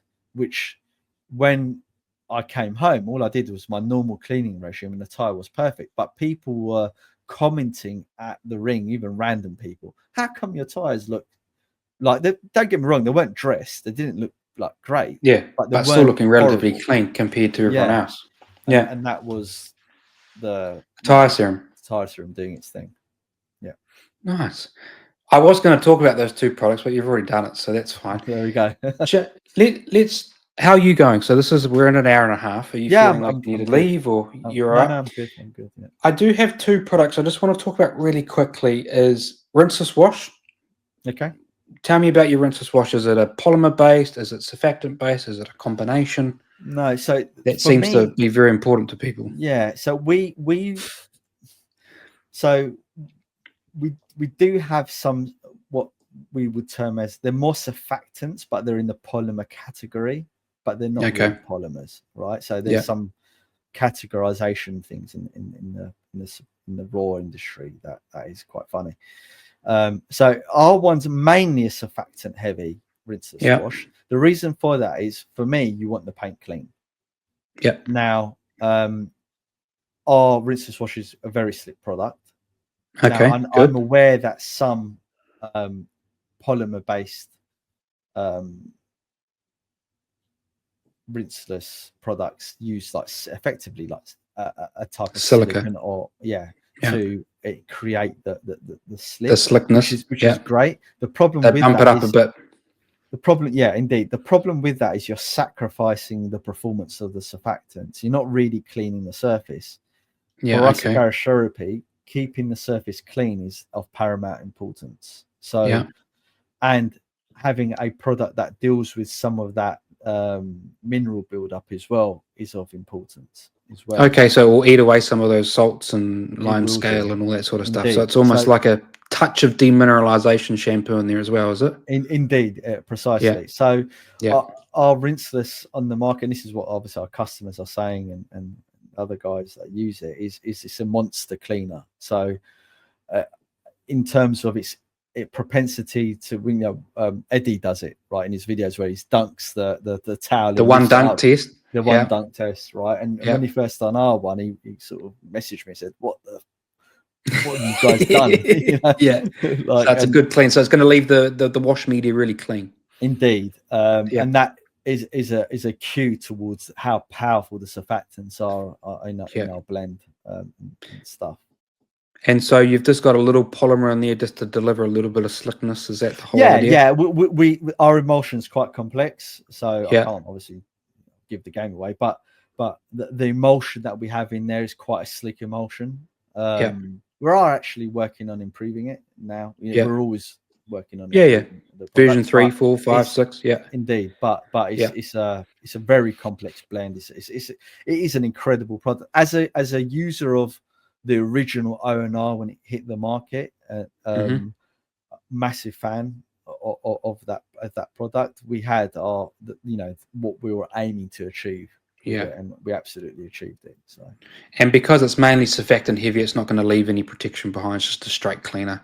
indeed, That polymer obviously gets destroyed during the rinsing off and the drying of it off. So, indeed, yeah, which is exactly. what people like. So, people get really scared about leaving too much protection behind because then they want to follow up with a drying aid or something like that, or they want to use it to clean the vehicle after a polishing stage, or you might use it as a to remove polish residue and things like that. So it's perfect for those applications. Exactly. What you may find, and I don't necessarily see this as a negative, but when you're washing in really humid or hot environments and Yeah. you're not quick enough in the drying stage, you may get some like Polymer mild spots.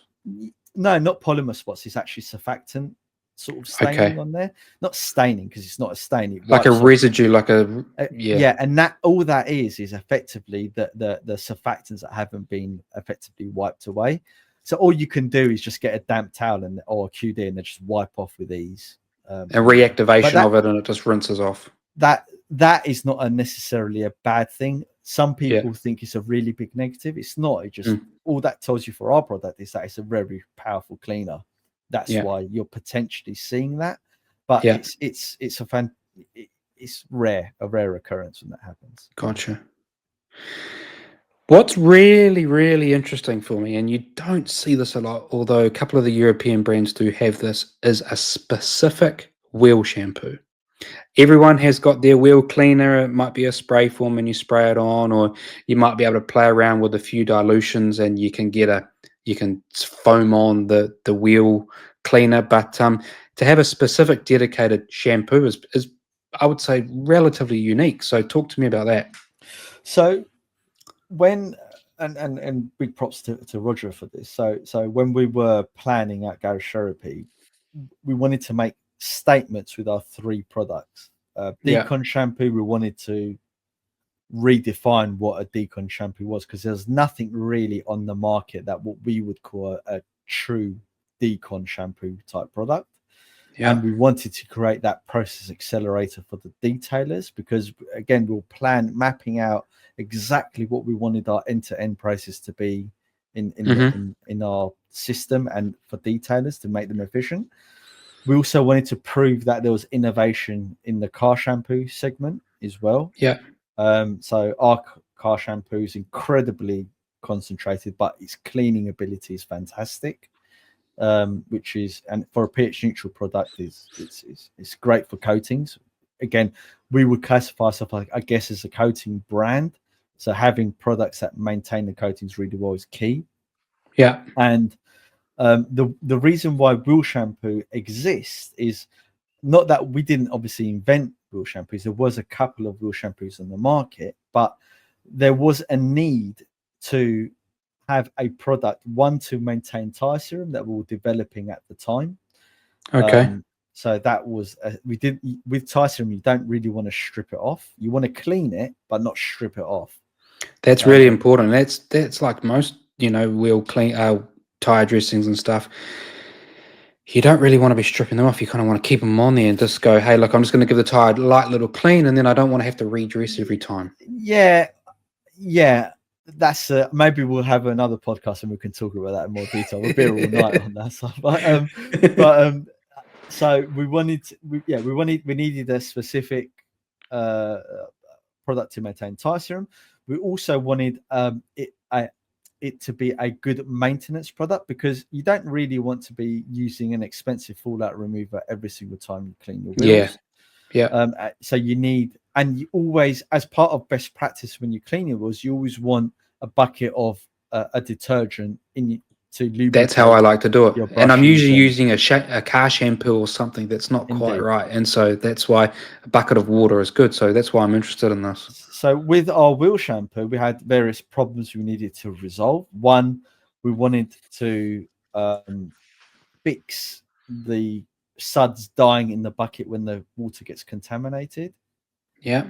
Um, and two, you wanted to increase the cleaning power over and above a normal car shampoo from there, but without massively increasing the pH Yeah. from there. All right. And three, you want it to be safe enough so that when you have a high performance car with carbon ceramics that have aluminium bells on Hmm. their carbon ceramic Yeah. discs, or the center lock brakes, and the EVs now that come with really sophisticated technology behind, like the brake regen Regen 360, braking and stuff. Yeah. and other problems, like why are um, people's pistons in their brake calipers seizing up? Why are they getting rust issues? Well, because a lot of these heavy duty cleaners are stripping away the grease that Oh, you've got. really? Yeah. Oh, indeed. Yeah. Over time, not obviously on a single application, because they're quite heavy Yeah. lubricants and greases that you use, but over prolonged washing, you do degrade that over time. Yeah. So that's why wheel shampoo effectively exists, to combat all of those factors. And because it's an integral part of the detailing process, and because detailers clean high performance vehicles, you need a solution for that. Yeah. And Totally. normal car shampoo just doesn't cut it. Yeah. And what you have to remember is, because our wheel shampoo is actually an incredible cleaner, all things considered. It's only a pH 8 as well. you reduce the need to then start introducing other chemicals into your maintenance I was process. going to So ask, it makes yeah, it quite cheap to yeah. clean your So you wheels. would say this would be like a medium strength wheel cleaner, like it would get me up to the medium dirt, or can I go right up to something real Well, disaster? there's so many different wheel cleaners on the market. It's hard to know what is low and what is medium, if I'm honest Yeah. with you. So it's a hard one to answer. I personally would say it's sort of like a mild to medium cleaner. Okay. It's And how a do I very make safe that? product. How do I clean the real dirty vehicle, the real dirty wheel? So I could use, Decon can I shampoo. So decon pre-treat with shampoo? decon shampoo. Shampoo. So the professional process that we Yeah. would recommend to detailers is you would pre-treat the wheels as you do the bodywork. Yeah. So I can see this fodder going on for hours. So there's different ways. Let's put YouTube aside. Let's talk real Yeah. world detailing now, right? Yeah. And there's different ways you can approach cleaning a vehicle. One method that is being taught in the UK by a fantastic organisation, UK Detailing Academy. So shout out to my friend Rich March and Ian Dillian. But is that you would rock up to a vehicle, you would pre-wash it first, snow Yeah. foam it, then to save time, you would go in and do the wheels. So Yeah. whilst the product is working away on the surface, you're working your way Mhm. around the wheels. The caveat to that is that how long is your pre-wash dwelling on the car for, and Yeah. how quick are you going around the vehicle? And yeah. So there's factors in there. You'd be surprised by how quick some of these guys work and how thorough they are at doing it as well. So Yeah. it works for them. Yeah. So then it makes sense to pre-treat the wheels with your decon shampoo, Yeah. pre-treat the bodywork, rinse the wheels, go in there, and decon shampoo really does knock a shitload of dirt off the Stuff wheel. off there. Yeah, Perfect. and then by the time once you then going in with the wheel shampoo, it's done most of the work anyway. And you got Yeah. your trigger Yeah. sprayer, your 1 to 10. So if you wanted a little bit more cleaning power, you just Yeah. quick spray. You could just do a little spray on just for a little bit more to agitate with your brushes, etc. Exactly. And then if you're really talking about like proper brake dust on there, then you got your iron oxide. We don't do a wheel acid. I don't think we ever will do a wheel acid. We'll let the other companies take care of that. Go and do that and ruin your finish with the wheel acid. Yeah, all that sort of stuff. Yeah. Okay. I think we're doing well. I think we've talked about your glass cleaner. We talked about your leather cleaner to some degree. Yeah. And then you've got a quick detailer and you've got a ceramic spray sealant, I suppose. Is it Sigma and like your a quick hybrid. detailer? Yeah. Yeah. Yeah. So your quick detailer is going to be used for your drying aid, I suppose, give you a little bit of lubrication behind the microfiber, and that's going to give you what, week or a couple of two. weeks? Yeah, at summertime you may get longer out of it, but yeah, and it's quite a careful how I phrase this. I guess it's quite a weak product in terms of the hydrophobic. It still gives good hydrophobics, but yeah, the purpose of the additives that we use in there is not to detract too much away from your coating.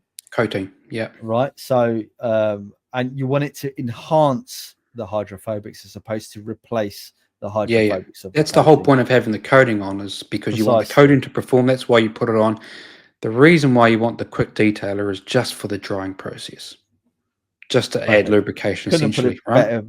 Yeah, couldn't put it better myself. And I think people get really scared about that because we've made a couple of videos on this, and people go, "Oh, well, I want my drying aid to be really stout." Oh, you're not using a strong enough one if you're not using that. Well, A, why have you put the ceramic coating on your vehicle? And B, then go to a ceramic spray sealant, which is your next product, Sigma, right?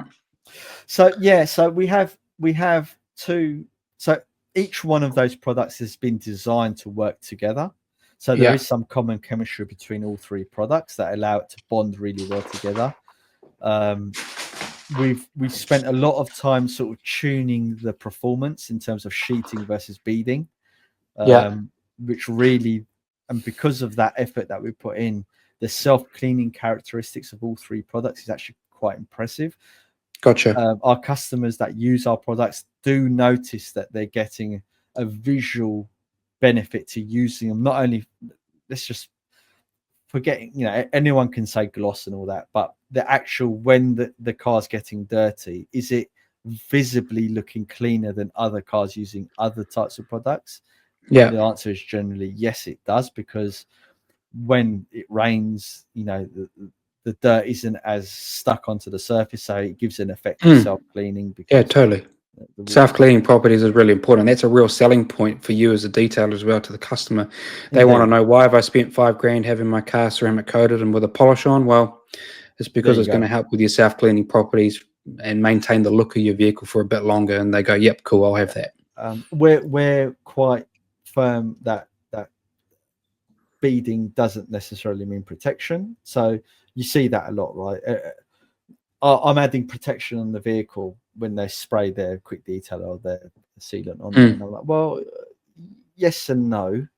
We can go into that and maybe on another podcast as to why. So moving on, we have Sigma. The reason why we don't call that a quick detailer is because it's not as quick as the quick detailer, and it's a little bit more involved. It's quite an easy product to use. It gives amazing gloss levels and slickness.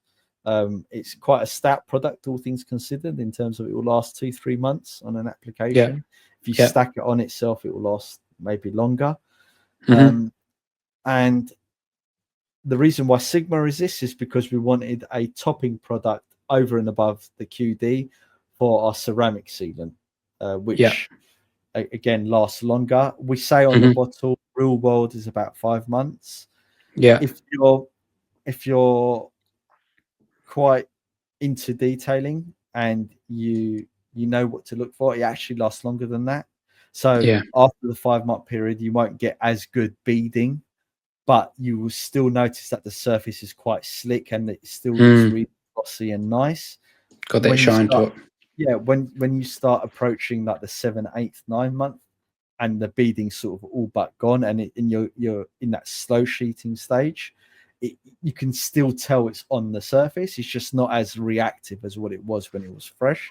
Right. But that's testament to how stout and good the product is, because you see the YouTube test, right? When everyone's testing how quickly can I make it not be, but that isn't necessarily taken into account. A test of how long it's going to work. Is that material still on the surface? Is it still making the surface look slick? Is it insulating the clear coat over and above? And that's for, I guess, for the brands and the manufacturers to worry about. And then an example that I gave, just to quickly wrap that up without rambling on, is we had one of the best detailers that I would say in the UK, in the country, does. His customer base is insane in terms of the vehicles he's worked on. But he had an Audi R8 came in, I guess a modern day sports car, nothing too outstanding. And he had it machine polished by him, and he didn't want to put a coating on it, so he put on just our ceramic sealant on there. He didn't know anything about our company, just bought it randomly when he was and gave it a nudge. Yeah. And the car came back 6 months later, and he'd done his normal decon process. Again, he wasn't certified with us at that stage, so whatever products he was using, he thought it was all off. The water was sticking to the panel. He then he inspected it. There was no swirls. Fantastic. He didn't need to do anything. So he gave it a panel wipe, went to stick on the PPF, and it just wasn't sticking on. And he's like, what the hell? So I looked through his paperwork, and he logged everything he'd done on the vehicles as part of his best practice. And he was like, what product did I put on this car? Oh, it was that garage therapy product. And that's what prompted him to contact us and say, what the F have you done? This looks like something I need to get my hands on. This is interesting. And the rest is history. I guess now he's certified with us and uses all our stuff. But that's one of the reasons why we haven't created the version 2, and it's 4 years old now. Because it's performing fine. We're not aiming to make it last a year. No, you've got another product for that. Exactly. That's not really what it's designed for. But it does its work well. And can I use this as a wet application? Could I spray it onto the No, vehicle that's wet and then no. rinse off? No, this is a Wet, dry only application. yeah. So that's why quick detailers are quick detailers, Yeah, because that's when you want to do a wet application of a product. yeah, Sigma, you can use it on as a wet application. That's fantastic. CS is a sealant, so you want right. the best bond. You want Yeah, it to do its job properly. You want the longevity. What you want its longevity, 5-6 yeah, months out of it, or so you want it to be applied on the dry surface.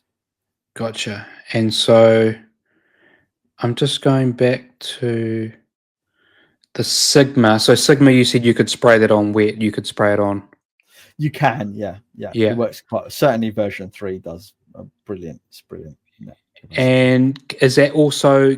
Can I layer it? So could I use that every week? Would it yes. reject itself? Or I think during our testing, I think we've got up to like 4 or 5 layers, but I think every couple of months you'd want to use this. you're losing the. We're a no nonsense company, so whilst it will be beneficial for me to say, yeah, just layer it on and use as much of it as possible, I don't believe in that. I believe in sound detailing best practices. I don't see why an enthusiast, a customer of ours, would differ from a professional detailer. So my question to them is, why do you want to constantly stack it? What you allow the product to protect and do its job for that 6 to 9 weeks that it's going to be on there, and then use it again. There is use the quick detailer in between.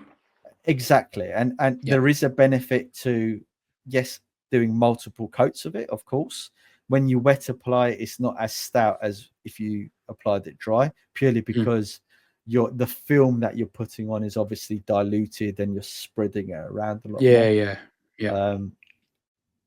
So there is a benefit to stacking it, but once you go over a couple of layers, I just don't see the point. To be honest with you, I think you've reached its max potential. You may gain more, but whether or not you visually see the differences. And then we'll just finish up. You've got 3 ceramic coatings. I suppose you've got a 2-year, a 3-year, and a 5-year, and then you've got a hydrophobic topper. Is that right? Yeah, we've actually got. You got more on the website that I can't see, maybe. Yeah, we haven't put all of our professional coatings on the website. Again, it's a failing of us as a company in terms of our website and everything like that. And we're managing people's expectations. I know if we put all of our pro stuff on the website, that we'll just get inundated with customers just saying, "Why can I have our pro stuff? Why can't I have this? Why can't I have this?" Exactly. Well, so we actually have, I think it's about 9 or 10 coatings now. I think I should know this, but I don't. So, so we've got 9 coatings. We have a top coat product, Chimera. V2. It's on version 2 now, which effectively can be used as a 1-year coating if you use it on that, because it does actually leave a resin layer behind. It's very easy to apply. Like it's borderline cheating when you apply it. And why would I use that over the ceramic, your spray sealant? Ceramic sealant. Question. Yeah, very good question, because the application method is completely different to the ceramic sealant. So with a ceramic sealant, because it's a water-based product, you can be a lot more liberal in its application. You can apply it in various different environments. It's more user-friendly, would you say? It's more. It's questionable. There'll be some customers saying to us, "Oh, I find Chimera so much easier to apply." It's probably equal, I would say. There's different price points as well. So one price point is completely different to the other price point. That's another reason that ceramic sealant exists. You're applying with a foam block and a suede. The other one you're applying with microfiber, maybe pad or a microfiber towel. So there's pros and cons to using both. I'm going to stop there because I can talk about this for fair enough. time. But yeah, we have Chimera V2. We have Orthoris, which is a PPF and paint coating. Yeah. And you can use it for both. It's great on PPF and it's great on paint. It's actually a 3-year coating, but we do say it's a 2-year coating. You do 2 layers, it's a 3-year coating quite easily. It's quite a flexible coating. I think for 90% of people that just want to try our coatings, that's what I recommend. Orthoris. Yeah. It's so easy to use and it gives amazing results. And then we have Cerberus, which is our 3-year plus coating. Gotcha. Yeah. Again, quite easy to install. You can, if you get some really weird like humidity or cold temperatures, I don't think it's a hard coating. So you can get a little bit of drag sometimes in extremes, but it's a very, very easy coating to install. Yeah. Okay. And then we've got our pro coatings, which are additional, which I can't see those because I can't log into that. Yeah. Would you say that the ceramic sealant, you could top that to any other ceramic coating? Is it going to bond to another ceramic coating or just yours? It will. Yeah. So we haven't found a coating that's rejected it, and even the competitors' coatings, to be honest with you. Okay. I think we've done a really good job of a massive deep dive into working out what the Garage Therapy brand is about. We talked earlier this morning for me and night for you that we'd stick this to about an hour. We're at 2 hours now. Yeah. That happens, unfortunately, when I go on podcasts.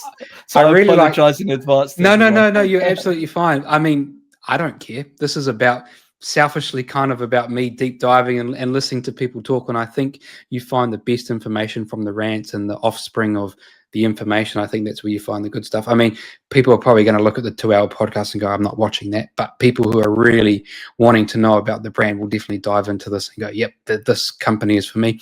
And I think that's really important because there are so many detailing brands out there now that you can probably pick. I could give you 10 right now that you could go and pick right now, and you can't really go wrong. You get the job done. They'll deliver some degree of results. And I think what's more important is that it's probably about you finding a brand that your values align with, the people that you say, hey, look, yeah, I really like what these guys are doing. They're really being unique and a bit different, and I align with that. And that's probably the company that you're going to choose and go with.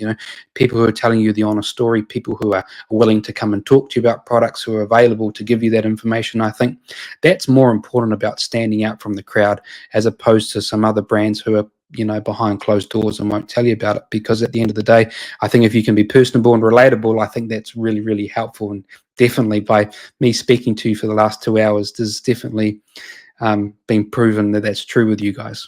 Thank you. No, I really appreciate that. Just to finish off, as a brand, we believe we're a no-nonsense brand in respect. Yeah. So we really care about detailing as an industry. We care about the ethos of detailing, and as I was, I'm repeating myself here, but the processes, and we care about educating people.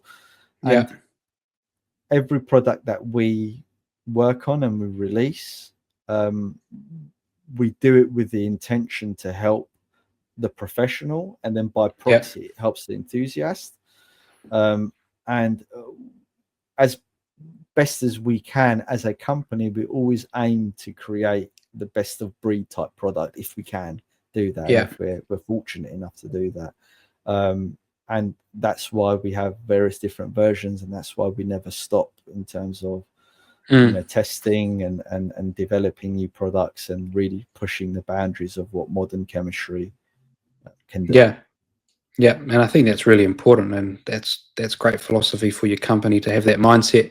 And I think you guys will end up doing well being like that. I think people will really appreciate that. Thank you. Yeah, I hope so. All right, so I'm going to let you go because you probably need to go to bed now. It's nighttime for you, and I appreciate you staying up this late for me to talk to you and find out about the brand. And I'm going to go and have some breakfast because it's now mid-morning for me. My absolute pleasure, and thank you for the invite and giving us the opportunity to tell you a little bit about GT. And nice to meet you, Glenn. Thank you. Nice to meet you too. All right, you take care. Cheers. Bye. Cheers, Glenn. Thank you. See ya.